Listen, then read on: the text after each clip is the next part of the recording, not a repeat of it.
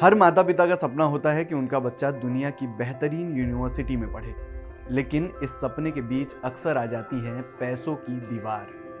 जब आप विदेश में फीस भेजते हैं तो सिर्फ डॉलर की कीमत ही नहीं अखरती, बल्कि उस पर लगने वाला भारी भरकम टैक्स भी जेब पर बोझ बढ़ा देता है।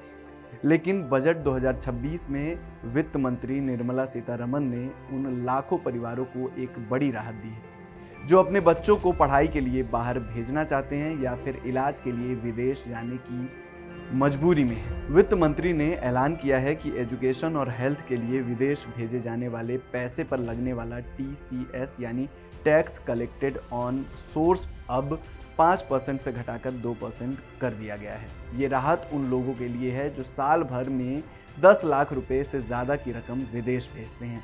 ज़रा सोचिए, मिडिल क्लास परिवारों के लिए ये बचत कितनी बड़ी है।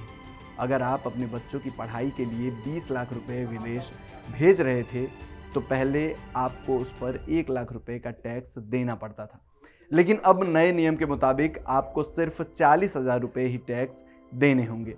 यानी सीधे सीधे आपकी जेब में 60,000 रुपये की बचत होगी। 60,000 रुपये, जो किसी भी परिवार के लिए एक बड़ी रकम होती है।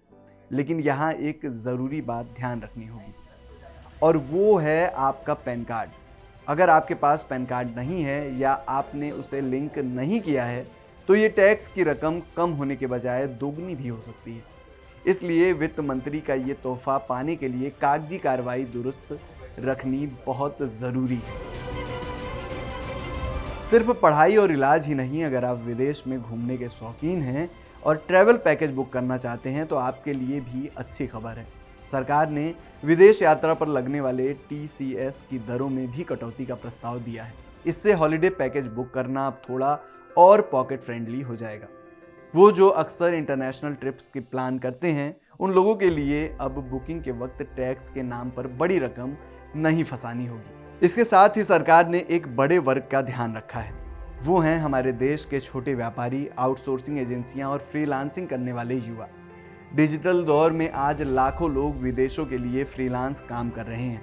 वित्त मंत्री ने कहा है कि इन लोगों के लिए टैक्स के नियम को अब पहले से ज़्यादा सरल और आसान बनाया जाएगा।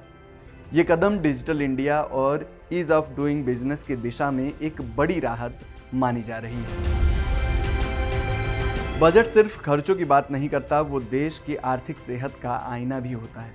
वित्त मंत्री निर्मला सीतारमण ने संसद में देश की इकोनॉमी की रफ्तार और कर्ज के आंकड़ों पर भी विस्तार से जानकारी दी है।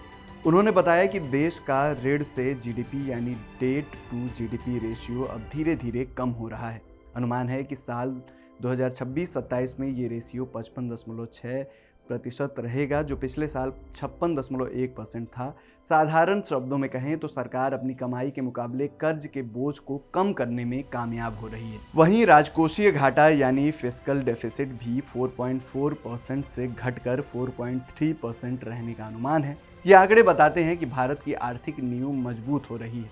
सरकार का लक्ष्य है कि देश को एक ऐसी दिशा में ले जाया जाए जहां विकास भी हो और कर्ज का बोझ भी कम हो रहे। सरकार को इस साल 36.5 लाख करोड़ रुपए के गैर ऋण प्राप्तियों यानी टैक्स और अन्य जरियों से कमाई की उम्मीद है।